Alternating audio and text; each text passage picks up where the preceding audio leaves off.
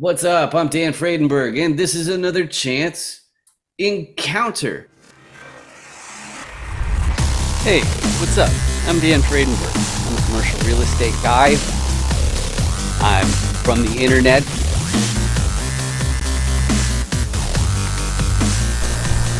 We're seeing more properties like this being built in front of a house that's going to be torn down soon. I understand that there are power lines that are getting kind of close. What's up again? This is Dan Fredenberg, and that there is a commercial real estate building.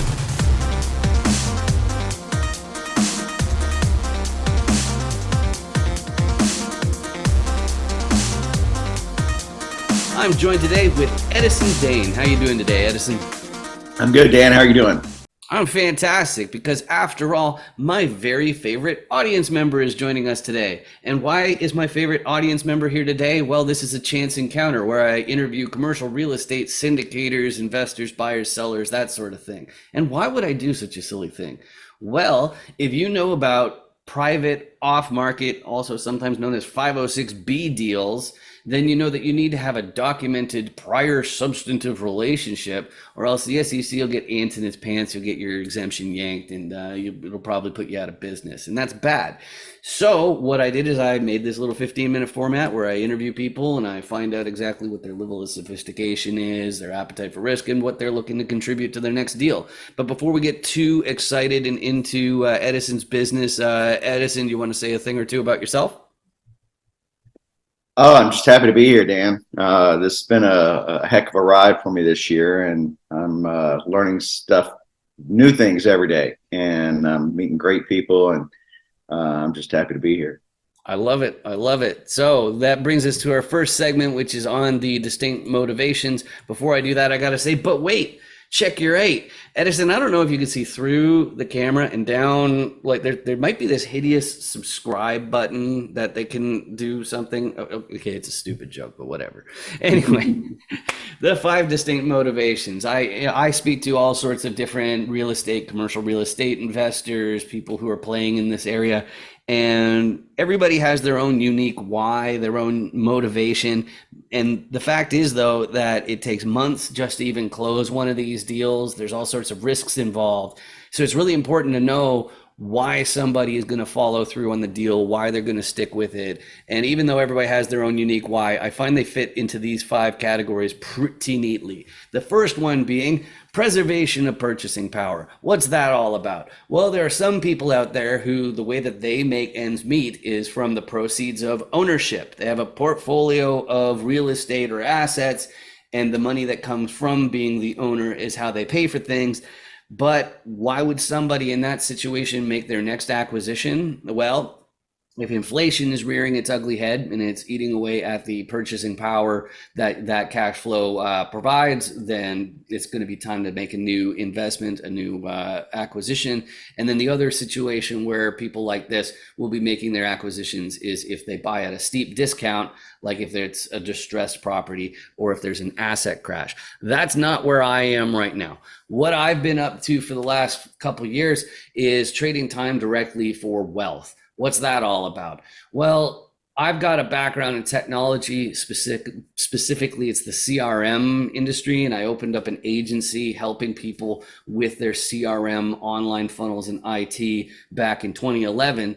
And when I started in 2014 working for real estate people, I saw my boss was making way more money than I was. He was flipping 10 houses a month, and yet I had a higher tax rate than he did, which hit me as kind of odd. So I figured, how do I pivot to where I'm getting basically compensated in the form of deployed capital, aka equity, instead of salary and giving it half the tax? So that's what I'm up to. But that's a little too abstract for some people. So a lot of youngsters, when they get into this industry, they're looking to take control of their schedule. Maybe it means they want to fast track their retirement, but at least what it will mean is they want to work fewer months per year or fewer weeks per month, something like that. They want to scale back and they want to use the multiplication of equity that comes from real estate, and that's why they're doing it.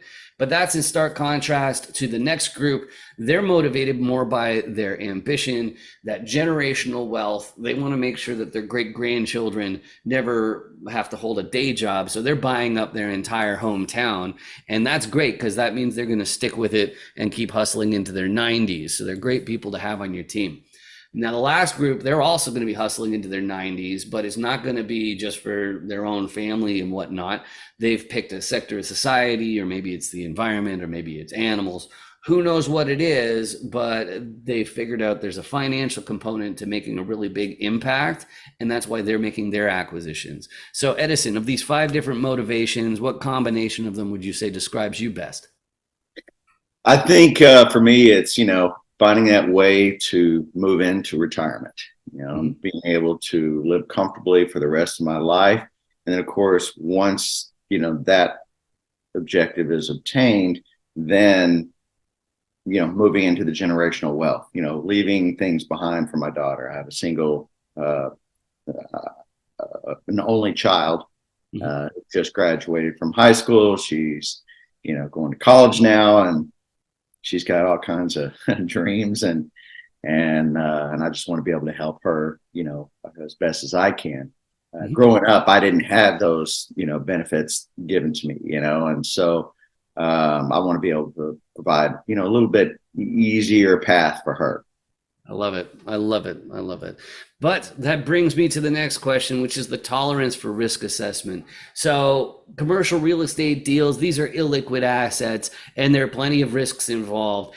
And if you've ever been involved in a 506B deal, one of these private deals, the securities attorneys, they force issuers to give these questionnaires to investors, and they've got all sorts of invasive questions about your finances, things that you're probably not that comfortable answering. But one of the questions that was on there that I wasn't crazy about, it was the tolerance for risk assessment. And they just like to ask, it's like, okay, do you like a lot of risk or just a little bit of risk or what? And I don't think that really says much. So I've got my own question to understand somebody's tolerance for risk. It's a fill in the blanks question. There are many popular investment asset classes, but I think blank is too risky. So that can be inside real estate, it could be outside real estate. Edison, what's too risky for you? I'm going to say single family. I started in single family years ago, and the dealing with the toilets and tenants, as they always say, it was just not a fun experience for me. I got into it just flipping houses, and ultimately ended up becoming a landlord, not because I wanted to, but because the market crashed. And when you've got one tenant in one property and a mortgage on that property, and despite all of your, background checks or whatever, they decide for whatever reason they don't or can't pay for the rent for 1 month, 2 months, 3 months. And yet now I've got no income at all coming in from that property. And you multiply that times the number of houses you have, and it can quickly send you down, a bad road. So for that reason, multifamily became interesting to me because it's spreading the risk.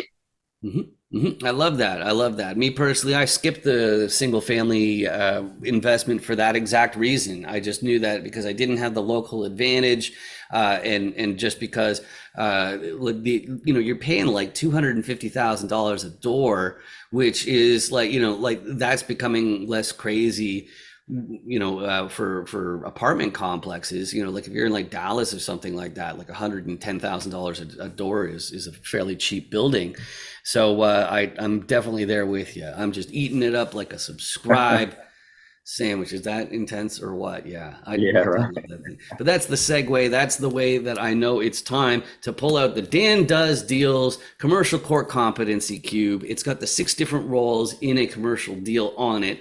And if you want your own copy, it's absolutely free. You just go to dandoesdeals.com. And like a complete dummy, I don't even ask for your contact information, which you should never give away your freebie, with no contact information shared. But the reason I do it is because I want to make sure that you can effectively communicate on the subject of commercial real estate deals and also understand how my guest fits into those. So it just takes 2 minutes and I go through all 6 sides in every episode. So repositioners are acquisitions people. They're the first person on the team I'm going to talk about because they're finding the properties. And so there's, looking at a bunch of properties, doing a bunch of paperwork. What is this paperwork that they're doing, you might ask, and you might be bored to find out. Well, there's a fancy word for it. They're underwriting the deal. That means they're doing the math. They're figuring out, first of all, is this property actually even making the amount of money that the seller/broker is claiming it is? Because that's not certain by any stretch of the imagination. So the repositioner,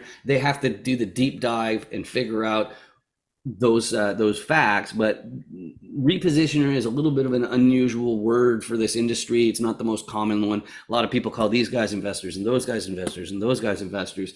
But the repositioner's job is to figure out how can they take this property and make it perform better. In other words, find more upside, make more profits. And one of the most counterintuitive things that they have to do is they're constantly talking to financiers. Financiers are people who only deal with paper and money. They do not do any asset management or anything like that. They're not on the GP team. They're not a general partner. But the repositioners have to have a vast network of financiers, because if they can secure a more advantageous loan, that goes straight to the profitability of the building. So they're always looking for cheaper money, which means they're talking to financiers all the time. But the repositioner's more obvious first place to look, as far as a typical person, thinking of the intuitive ways to make more money. The way that the repositioner is going to do that is they're going to cut expenses. They're going to stop those Benjamins from going down the toilet in the operations. So they're optimizing those operations. But of course, there's more to operations than just unclogging toilets and collecting rent and mowing lawns and all that kind of fun stuff. Like with my CRM background and my online tech, I can help with automation of different processes like inventory and repairs and whatnot. But the other big one that's a very scary situation, like when Edison was describing with single family, is vacancy rate. So even if you have a 100+ unit complex where you've got a third-party management in place, you might have a vacancy rate problem. And the only way you're going to be able to fix that is if somebody on your GP team has some serious marketing chops. So that's what I'm bringing to the table as far as that's concerned. But there's only so much you can do in operations to cut costs and increase revenues. So the repositioner quite frequently will get a contractor team involved to do a value add. They'll do renovations and make the units nicer so that the next resident will be happy to pay more than the previous one did in rent. And so that way they've found some more upside.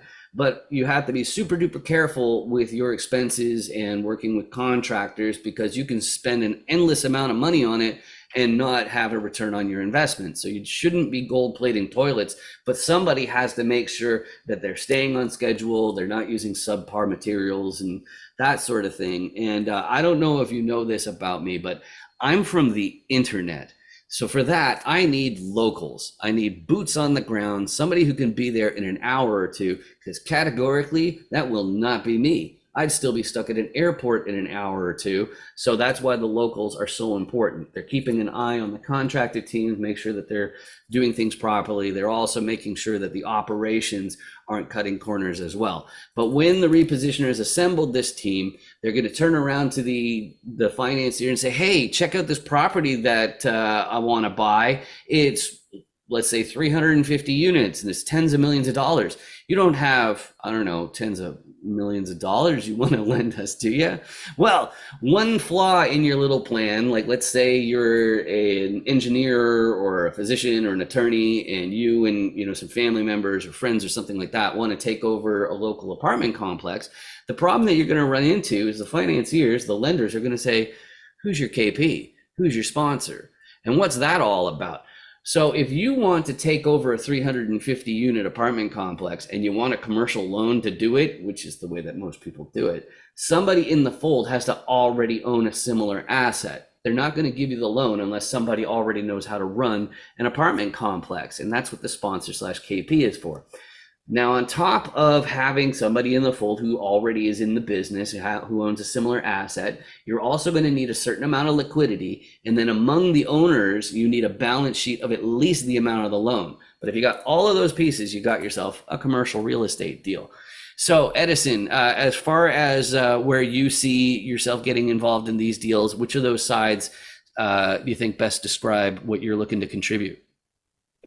I think for me, I'm best suited either in, it wasn't exactly called out on that, but more like an investor relations, which could in turn work with asset management, doing due diligence, working with contractors, being that boots on the ground, especially here in the Dallas area, DFW area. We've got a lot of activity going on here, and you've got, investors all over the world that are looking at, this market. So me being here, I can be those boots on the ground, but I can also be the guy that, manages the construction asset process, and so that's something that I've done in the past as well. Okay, I love it. I love it. So then my next question then has to do with the buy box. And when investors or syndicators are talking to each other, they're saying, hey, what's your ideal property? What's easier to say yes to, more difficult to say no to? We're really asking about three main pieces of information. First one's geography. Where is it? Which state? Which town? Which county? Possibly even which neighborhood? Okay, it's all going to matter. So that geography is the first one. The second one is size. Most of my guests on this show are in multifamily, which means apartment complexes. There's sometimes we get people from self-storage or other areas of commercial real estate. But when you're talking about the size of an apartment complex, we go by unit count. And the reason why it's so important is because you're going to have a completely different group of people taking over 5 or 15 unit apartment complexes compared to the 150, 250, 350. So that size definitely matters. But the third one is called class. And unfortunately, they use the same word for two different things. I'm going to split them up into condition and area. So when you're talking about the condition of a building, you're talking about how old is it, how beat up is it, how up to date is it, and really we're talking about desirability, which has to do with luxuries and amenities and all that kind of stuff. So some properties will be like no frills, and then others will have all sorts of fancy stuff, and that's the condition. But when we're talking about area, we're talking about what is the crime rate like where the property is located, what are the school districts like where the property is located, and then of course they say location. I don't like that. It's talking about traffic. It's how many people are going past that property on any given day via car or on foot or whatnot. And so the area and the condition, we call them both class, but the way that we rank them is the same way as in grade school, where you got A plus at the top and then A minus and then B plus and so on.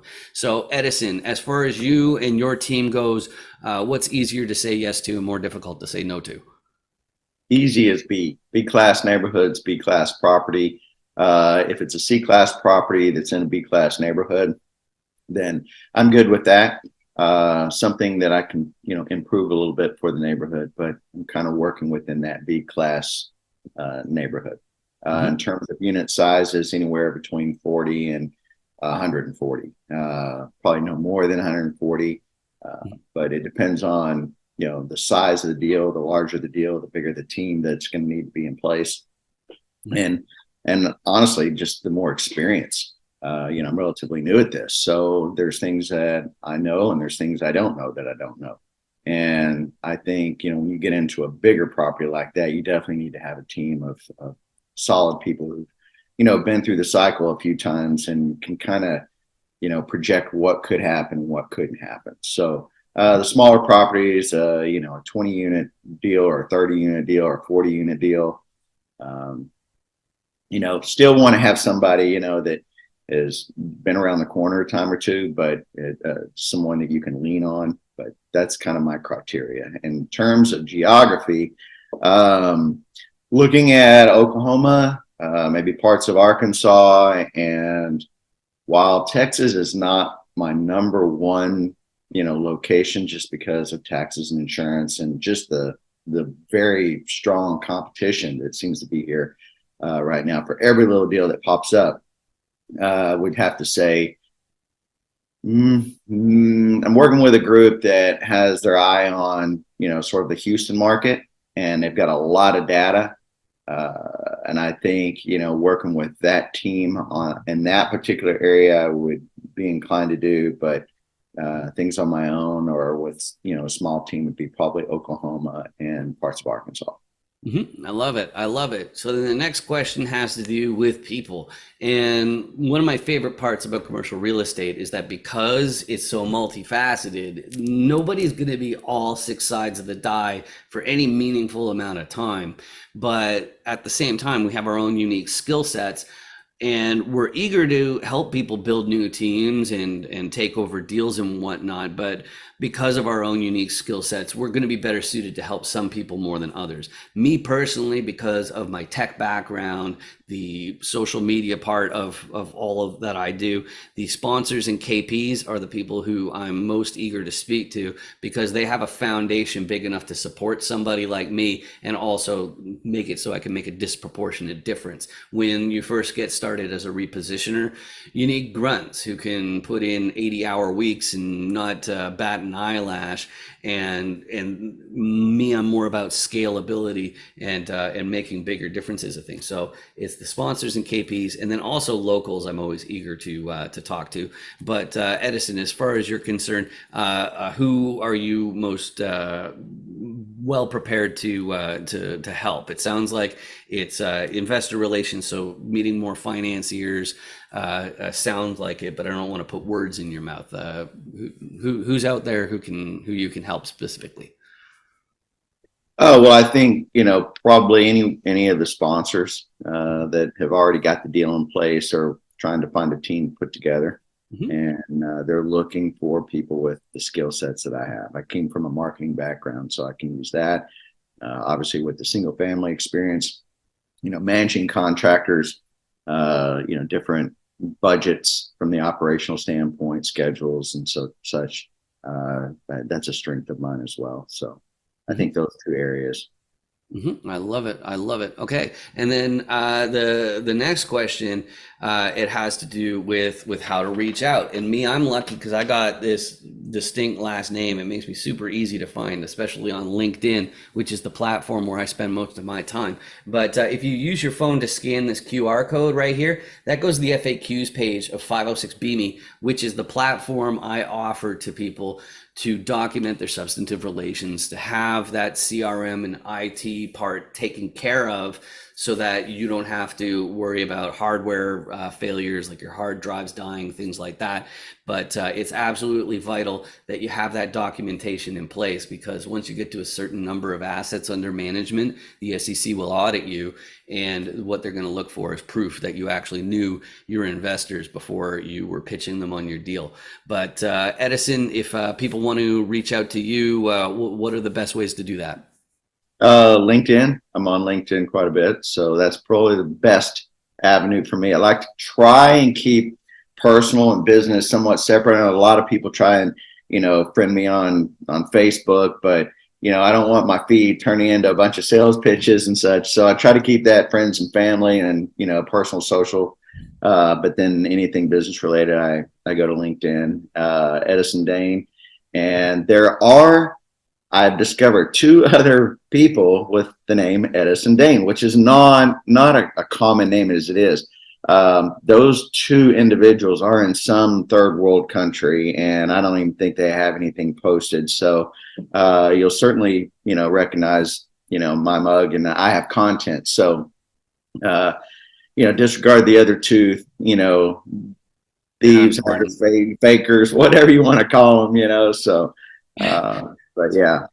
All right. Excellent. Excellent. So then the last thing, it's actually not for you, Edison. It's for you in the audience. It's my public service announcement. If you've been watching this episode and you've been experiencing searing pains in your eyeballs and like migraine-like symptoms, I'm confident it's because of the hideous subscribe button that's down there, and you can just click on it for free and get rid of it, and then it won't happen anymore. And of course, I'm biased. I want you to click on it because if enough people do, then YouTube will start to pay for these videos instead of me. And I think that would be amazing. But as far as the trade-off to you, it means my videos may show up on your list of suggestions. You can feel free to ignore those suggestions, though, because I just appreciate the fact that you joined me today. Just like Edison, I appreciate you joining me today. This has been great getting to know you a little bit better. Yeah, I'm happy to be here. Awesome. Thanks. Make sure you 506B me. Any syndicators, make sure you 506B me. Hi. Oh, hey, yeah, here's my code. You got your QR code scanner? Okay, yeah, oh yeah, just hold it right in the square there. Okay, cool. And now you hit open in browser. Okay. Okay, are you already logged into 506BME? Yes. Yeah, okay, cool. Yeah, so there's my video. So now I'm already on your watch list. So when you get back to your hotel, you can find out what my core competencies are and my level of sophistication. Sound good? Yeah. I love your hat. Real estate's a scam. That's really funny. Yeah. Nice meeting you. You too. 506B me, everybody.